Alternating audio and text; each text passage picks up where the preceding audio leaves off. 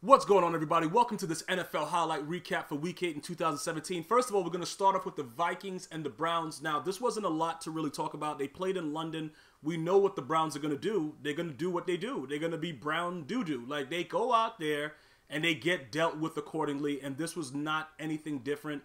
It did start off pretty slow. At one point in the first quarter, they were beating the Vikings 6-3, but you just knew it wasn't going to last. The same way Hugh Jackson won't last. This team has been an embarrassment to the league for a while now, and I don't know what we have in the future that's going to make it any worse than what we've already seen throughout this year. Could they go 0-16 like the Lions? I don't know if that's possible, but anything is possible, man. So we could see that. And it's not even about the Browns. It's just about the fact that they just keep making these mistakes, and every player that they give up ends up someplace else and is just a complete star. And it's just really ridiculous that this franchise has continuously been taking L's in the draft and in real life. And it's really, really horrible. But I will tell you this. They have a dedicated fan base, and for some reason people still support them, and I don't know why. Because that's just ridiculous. But on the other hand, the Vikings are looking tough. I do like that Anthony Barr is talking trash, and he told Aaron Rodgers, "Look, bro, get over it." When you look at that hit, right? I played football for a little bit, defensive side of the ball, linebacker and defensive end, and that was a really good tackle that he did on Aaron Rodgers, based in the numbers where you can hit the quarterback. I understand that he might have pile drived him in the ground like he was in WWE, but I think most of the quarterbacks do it. I mean, most of the defensive players do that when they get a chance. It just didn't look as bad as that injury, made it seem. I just think it was like a freak incident, and I don't think that Barr intended to injure him based on the way I've been looking at that play over and over again. Obviously, it's on all the major outlets, ESPN, Fox, everywhere, and I just don't see a lot of intent with that hit, in my opinion. So it was kind of hilarious that Anthony Barr told him to get over it. But the Vikings are playing well defensively. I don't know what's going to happen later, though. You know what I'm saying? Like with the North, it's going to be between the Vikings and the Lions. That's we already know that the Packers are out. Aaron Rodgers being gone, that's that whole franchise. So we're going to go ahead and move on from that. The Falcons and the Jets. The Falcons, I don't know what they're doing. They almost lost to the Jets. If Matt Ryan, a.k.a. Matty Dry Ice, would have lost this game, bro, I don't expect them to do anything. Let me just say that right away, because I think they're still having that Super Bowl hangover. But it's just the fact that he could have actually lost this game. He could have came out there and just really laid an egg against the Jets. And the Jets have been very, very impressive. I know that they have a 3-5 record, but they have been very, very impressive. And I don't care what kind of fan you are. Watching them play this year, you did not expect them to win any games. You didn't know anybody that was on the roster. Like, it was just a bunch of bums, pretty much. They got rid of Richardson. Didn't they send him to the Seahawks or something like that? They did so many things. They tried to, revamp a lot of different parts that you just didn't know what they were doing. It's like typical, bro. You just looking like, who is Todd Bowles, bro? The guy just looks like a granddad on the sideline. It was just a whole bad situation. And then all of a sudden now, they're competing and almost winning key games. I think they were robbed against the Patriots. In this game right here, it was on them. They just didn't execute down the stretch, and they gave up big plays. But they're playing very, very well. And again, I'm just going to say this so everybody understands. I'm not impressed at all with the Falcons. I think that they are nowhere near what they were last year, and I don't expect them to do anything. That's my gut feeling. I would be very, very surprised if they make a push in the playoffs with the way that they play right now. It's just like they're missing something. Even though they're still an explosive offense, I still think that Super Bowl comeback, man, I don't think they're going to ever get over that, man. That's a tough thing to do. Panthers and the Buccaneers. Cam played decent, but the dude's been throwing a pick every game for like the last 3 or 4 games. Like what? Look, we all know what the Panthers are going to be, right? We know that the Panthers in the biggest games are going to let us down due to whatever reason. I still think that losing Josh Norman really affected their chances more than anything else going forward in the future, because I think that he was a really, really good corner for that system. He still balls out, where he's with the Redskins right now, but I just think that he meant more to the Panthers. And I know Luke Kuechly and those boys are really good, Thomas Davis Sr. and all that stuff, but I think Josh Norman really was he was a really, really good corner for that system. I think he's a corner for any system, but I think he really was something that the Panthers are going to really regret losing.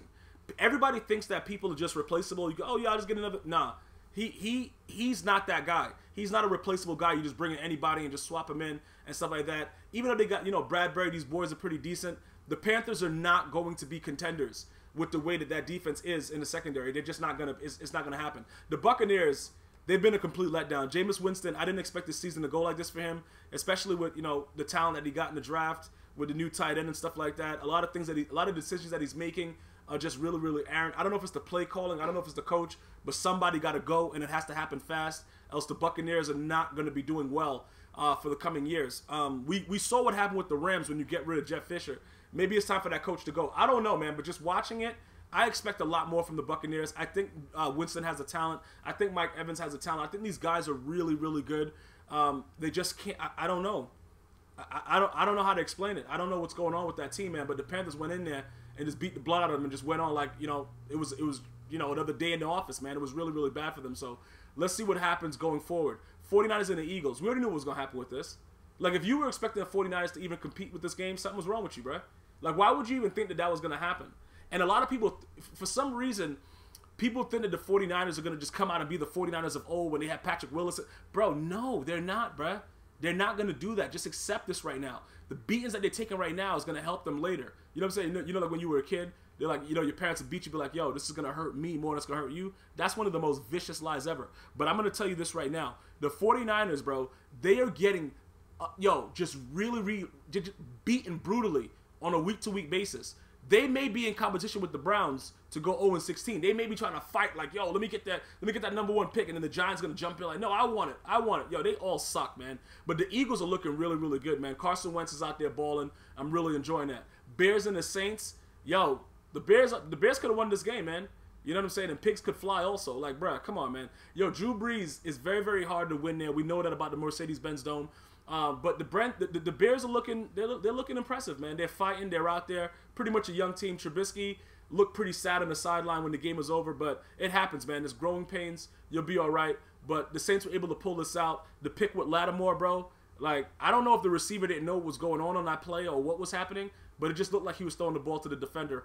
They got to probably work on some more chemistry with that. But the Saints look good. Chargers and the Patriots, again, listen, the Patriots made the most, and even, their kicker missed the most kicks I think he's missed since he's been a Patriot. And the Chargers, they didn't execute enough to win this game, and they gave up a lot of plays that they shouldn't have given up. And you can't do that with Tom Brady. I keep telling people, when you try to beat the best, you can't make mistakes. And the Chargers defense played very, very well throughout this game. And if you're a Chargers fan, you got to feel good about the way that they competed, but then you got to look at their record and be like, yo, wait a minute. We had some wild kicker in the beginning of the year named Ho, and he just missing all the kicks. That's why we're 3-5 right now. They could easily be 5-3. You know what I'm saying? Or better. But the way that this worked out, the Patriots are going to make the plays when you least expect them to make it. That's why, they're the Super Bowl champions. That's why they do what they do.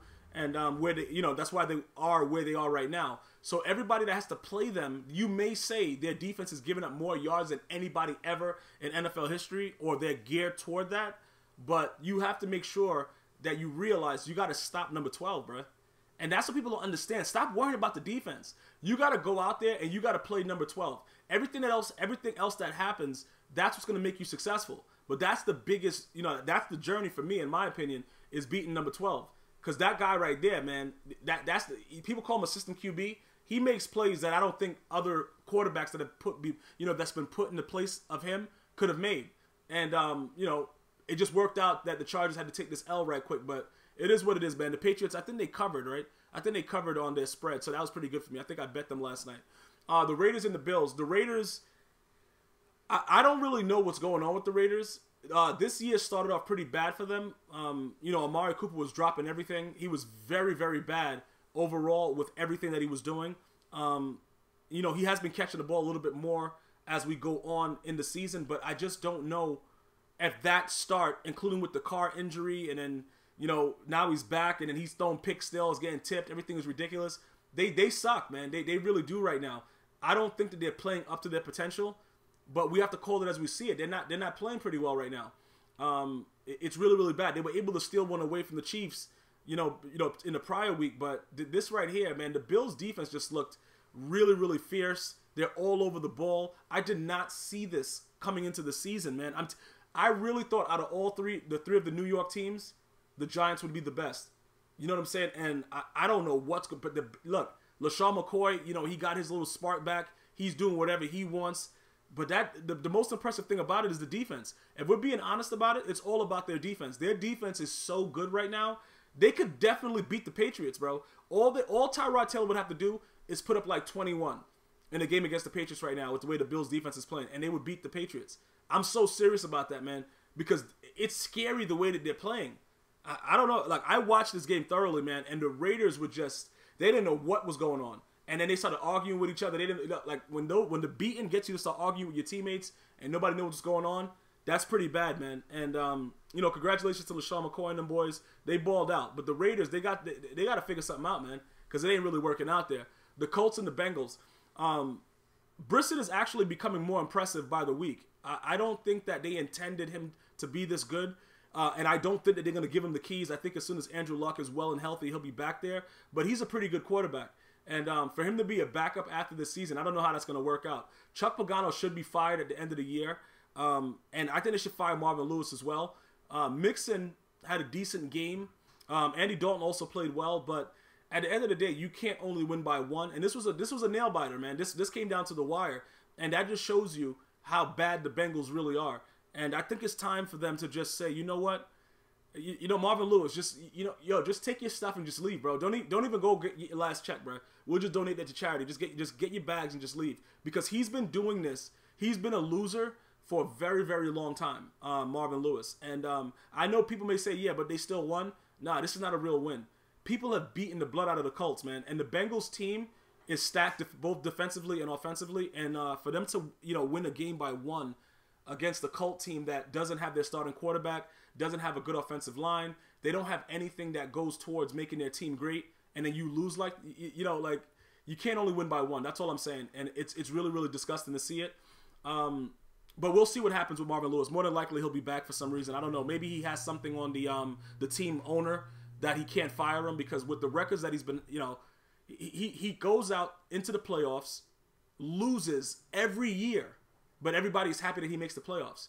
I don't see how that makes you a good coach. Just at some point, you got to get over the hump. And even when he had those wins, he still found ways to lose. When there was like no time left on the clock, he still found ways to lose. So shout out to Marvin Lewis, man. That guy's the truth. The Texans and the Seahawks, this was the most exciting game because Deshaun Watson, yo, this guy, he almost beat the Patriots, and now he came into the Seattle Seahawks. Yo, what is it? What do they call it? Like the 12th man? He should have won this game. I don't know exactly why they gave the ball back to Russell Wilson, but Russell Wilson has been balling out, bro, because there is really no reason that this game should have been won by the Seahawks. And, you know, Jimmy Graham, you know, capped it off, whatever like that. But I just want to say something about Paul Richardson. That dude is a star. You know, a lot of people are not giving him credit right now, but mark my words, he's going to be a household name. If you don't already know who he is, the catches that he makes in the clutch and the things that this young man is doing, I don't think anybody saw this going on. I don't think they really envisioned the stuff that he's able to do with his speed and how confident he is. And at the same time, you know, he's pretty humble with the way that he moves around and when you interview him and stuff like that. I don't think the Seattle Seahawks saw this coming. But again, the biggest story was about Deshaun Watson, man, a rookie coming in and doing this and competing at the level that he was competing at. Fuller, Hopkins, I thought that the game was over after that screenplay. I don't know really if the Legion of Boom is still the Legion of Boom. Is Richard Sherman getting old? We're probably going to get a lot of those kind of questions being asked after this game. But at the end of the day, he did have an interception. He did do what he's supposed to do in the clutch. So you can't really say that he's, you know, having a drop-off. But I really thought that the Texans had this game wrapped up. But, you know, clock management, a key stop by the defense of the Seahawks, which is what they usually do to get the wins, is what made this game, you know, be so spectacular. But even if you don't give Russell Wilson credit for being one of the top elite quarterbacks in the league, watching this game, you had to appreciate what he did. Because it's a 3-play, 80-yard drive. How do you go 80 yards against the Texans defense? The Texans defense is one of the biggest things that kept them in games last year. And it just looks like they're really missing J.J. Watt. Merciless is gone. A lot of things are going on where it's like, I just don't understand exactly what the future holds for them defensively, because now they got this huge offensive weapon that they should be able to do a lot more with, and they keep losing these close games. And that's going to become an issue soon. But I really feel I really feel good for the Texans, man. I really feel good after everything that they went through during the week, that they were able to come out and compete like this against the Seahawks at home, because that's a very, very hard thing to do, if you don't know, trying to beat the Seahawks at home. So congratulations to Watson. And he did break that record, though. He's the only rookie ever to throw for 19 touchdowns in his first 7 games. I think he passed Kurt Warner or something like that. So he's already making history. And that's a huge step for a guy coming in to build his confidence, just to give you an idea of how well this man is playing. But at the end of the day, you got to close games out. Those are rookie things that he's going to learn as we go on. You know what I'm saying? As everything starts to progress and he gets his wins and losses under his belt, he'll grow from it. And all we can hope to see is more expertise in his craft, which I believe we will. Cowboys and the Redskins. This is why they don't want to play Kirk Cousins.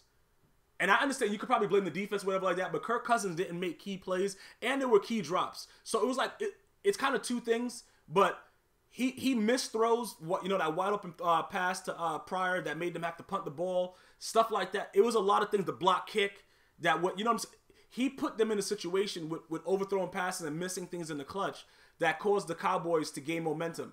I really thought the Cowboys would probably lose this game. I will tell you this, though. Josh Norman played very, very well being back.